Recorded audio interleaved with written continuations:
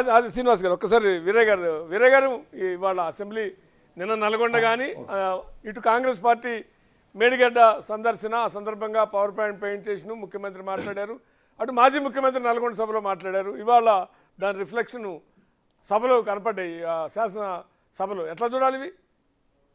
ఇప్పుడు ఒకటి భాష చర్చనీయాంశం అవుతుంది, నిజమే.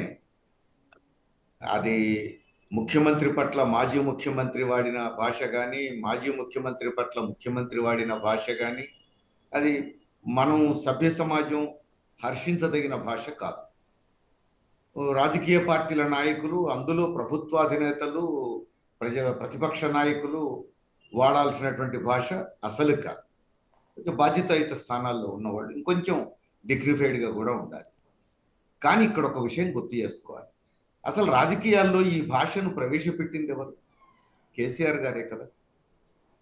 మొత్తం ఇది ఏమన్నంటే ఇది తెలంగాణ భాష. ఒక మాటలో చెప్పాలంటే తెలంగాణ ప్రజల పరువు తీసే కార్యక్రమం. తెలంగాణ ప్రజలందరూ అమర్యాదగా మాట్లాడతారని చెప్పడం, ఆ రూపంలో తెలంగాణ సెంటిమెంట్ను ఉపయోగించుకొని అమర్యాదకరమైనటువంటి భాషనంతా రాజకీయ రంగంలో ప్రవేశపెట్టింది కేసీఆర్ గారు. అది మనందరికీ తెలుసు. ఇప్పుడు పీకుడన్నా, లేకపోతే లంగలన్నా, లఫంగులన్నా, ఈ భాష అంతా పెట్టింది ఎవరు? కేసీఆర్ గారు. ఇప్పుడు కేసీఆర్ గారికి సమ ఉజ్జీలుగా తయారు కావాలంటే, ఆయనకు సరిగ్గా సమాధానం చెప్పాలంటే మనం కూడా ఆ భాష నేర్చుకోవాలి, ఆ భాష మాట్లాడాలని చెప్పేసి ఇతర పార్టీల నాయకులు కూడా సిద్ధం అవుతా ఉన్నారు, మనం చూస్తా ఉన్నాం. అందుకని ముందు ఈ భాష గౌరవప్రదమైన భాష కాదు. చర్చ విధానాల మీద జరగాలి, ప్రజల సమస్యల మీద జరగాలి, దాని పరిష్కారాల మీద జరగాలి. జరగాల్సిన చర్చ అది. మీరు అన్నది 100% కరెక్ట్ వీరయ్య గారు. నిన్న కూడా సరే వాళ్ళు నల్గొండలో కేఆర్ఎంబికి అన్యాయం అప్పచెప్పడం ద్వారా, ప్రాజెక్టులు అప్పచెప్పడం ద్వారా అన్యాయం జరిగిపోతుందని వాళ్ళంటే, మేడిగడ్డలో జరిగింది ఏంటో చెప్పే ప్రయత్నం వీళ్ళు చేశారు. సరే ఎవరి ప్రయత్నం వాళ్ళు చేస్తే, కానీ దాన్ని కౌంటర్ ఇవ్వచ్చు పొలిటికల్గా. కానీ అక్కడ ఏం చేయడానికి పోయారు అని అనొచ్చు, అక్కడ ఏం జరిగిందని మీరు గగ్గోలు పెడుతున్నారు అనొచ్చు. ఏం పీకడానికి పోయారు, మేడిగడ్డ చుట్టానుక బొందలగడ్డ చుట్టానుక అనే దగ్గర అసలు వివాదానికి మళ్ళీ ఇందాక మీరు చెప్పినట్టు అదే భాష స్టార్ట్ అయింది మళ్ళీ. అది సహజం. అందుకని ఆ భాష వదిలేయాలి. అందరూ రాజకీయాల్లో ఉన్న నాయకులందరూ వదిలేయాలి. ప్రజల ముందు రాజకీయ పార్టీలంటే అపహాస్యం పాలు కావద్దు. ప్రజా సమస్యల మీద మాట్లాడే బాధ్యతాయుతమైన పార్టీలు, బాధ్యతాయుతమైన నాయకులు అనేది రావాలి. ఇదొక భాగం. ఇక రెండో భాగం ఏంటిది? అసలు గత ప్రభుత్వాన్ని ఎందుకు లాగుతున్నారు, గత ప్రభుత్వం మీద ఎందుకు దాడి చేస్తున్నారు? ఇది అర్థరహితమైనటువంటిది. ఎందుకంటే తెలంగాణ ఏర్పడ్డ తర్వాత, కేసీఆర్ నాయకత్వంలో ప్రభుత్వం ఏర్పడ్డ తర్వాత ఉమ్మడి ఆంధ్రప్రదేశ్లో పరిపాలించిన పాలకుల తప్పుల గురించి ఎంత పెద్ద ఎత్తున దండకం చదివారు, ఎంత వివరంగా గంటల తరబడి చర్చించారు, మనందరం చూసాం కదా. అవన్నీ రికార్డెడ్గా ఉన్నాయి కదా. అట్లనే మరి సుదీర్ఘకాలం తెలంగాణ ఏర్పడి 10 ఏళ్ళు అయింది. మరి 10 ఏళ్ల పాటు ఒకే పార్టీ ప్రభుత్వం అధికారంలో ఉన్నది. కాబట్టి ఏ ఆశలతో తెలంగాణ సాధించుకున్నారు తెలంగాణ ప్రజలు, మరి తెలంగాణకు నాయకత్వం వహించిన ప్రభుత్వం ఏం చేసింది, ఏం చేయలేదు, దీని గురించి సమీక్ష చేయడం తప్పని ఎట్లా అంటారు? ఆ సమీక్షకు కొత్త ప్రభుత్వం పూనుకుంటుంది కదా, దాంట్లో తప్పొప్పులుంటే మాట్లాడండి, అంతే తప్ప అసలు ఆ సమీక్షే చేయొద్దు, గత ప్రభుత్వాన్ని ప్రశ్నించొద్దు, మీరు వచ్చిండ్రు మీరు ఏం చేస్తారో చెప్పండి అని అంటే అసలు భారతదేశంలో ఏ రాష్ట్రంలోనైనా ఆ పద్ధతుల్లో జరుగుతుందా? తెలంగాణలో టీఆర్ఎస్ అధికారంలోకి వచ్చినప్పుడు అట్లనే చేసిందా? అందుకని టీఆర్ఎస్ ప్రభుత్వం, బీఆర్ఎస్ ప్రభుత్వం చేసిన తప్పులను ఎత్తి చూపే ప్రయత్నం చేస్తున్నప్పుడు తట్టుకోలేక వచ్చేటువంటి మాటలు అట్లా రాకూడదు. ఖచ్చితంగా కాంగ్రెస్ ప్రభుత్వం, రేవంత్ రెడ్డి ప్రభుత్వం లేనిపోని అభాండాలు వేస్తే కౌంటర్ చేయండి. ఇదొకటి. ఇక తర్వాత అంశం ఏమిటి? మేడిగడ్డ. అసలు మేడిగడ్డ గురించి చర్చ ఎందుకు పెట్టాలి అంటారు. మేడిగడ్డ గురించి చర్చ ఎందుకు పెట్టొద్దు అనేది కదా పాయింట్. 1,00,000 కోట్ల రూపాయలు మామూలా? అసలు 2 పిల్లలు కుంగితే కొబ్బలు మునిగింది ఏముందని మాట్లాడడం అంటే ఎంత బాధ్యతారాహిత్యం అది.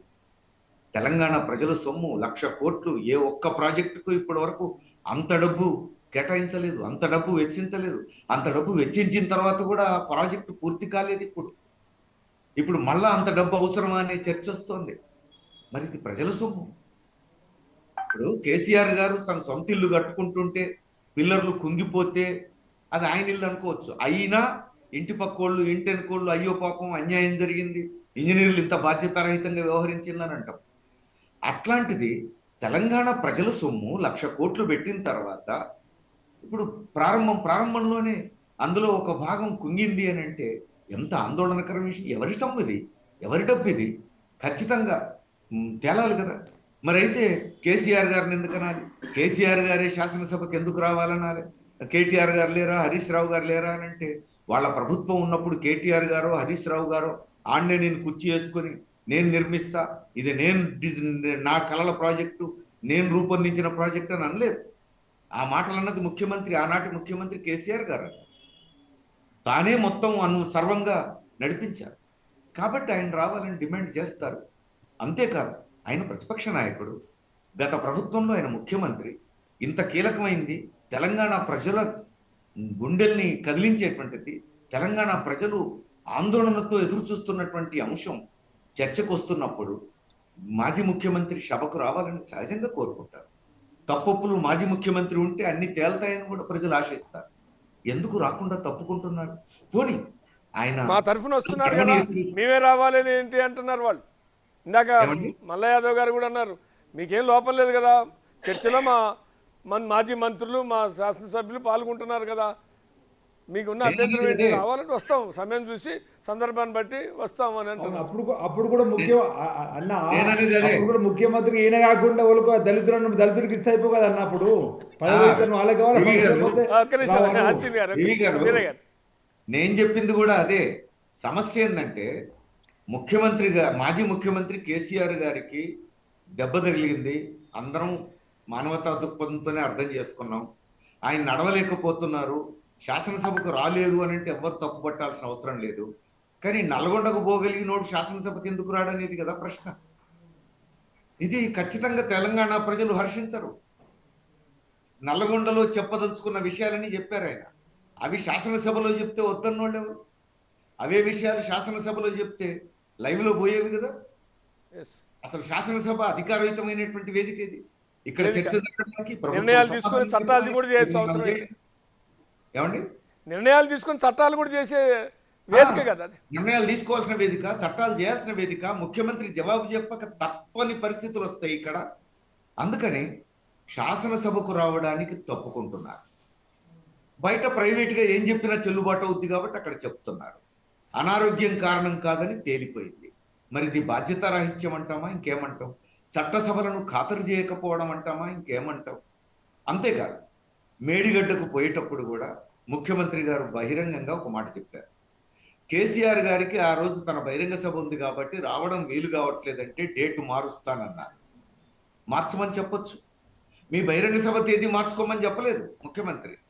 మేడిగడ్డకు పోయే రోజు మార్చుతామన్నారు. మరి దానికి స్పందించలేదు ఆయన. మరి స్పందించకుండా పొయ్యి వచ్చిన వాళ్ళు ఏం బీకనైకి పోయిందని చెప్పేసి మాట్లాడితే భాష సంగతి అట్లుంచండి. ఇంత బాధ్యతారాహిత్యం ఏంటి? తెలంగాణ ప్రజల డబ్బుతో కట్టినటువంటి ప్రాజెక్టు కుంగిపోయింది. ఇప్పుడు అందరికీ ఆందోళన, మొత్తం ప్రాజెక్టు మీద ఆందోళన కలుగుతుంది. ఇప్పుడు డౌట్లు వస్తున్నాయి. రాజకీయ నాయకత్వం బాధ్యతారాహిత్యమా, లేకపోతే ఇంజనీర్ల తప్ప? దాని మీద కూడా చర్చిద్దాం వీరయ్య గారు. చిన్న బ్రేక్ తీసుకునే ఆ అంశం మీద కూడా చర్చిద్దాం. చిన్న కమర్షియల్ బ్రేక్.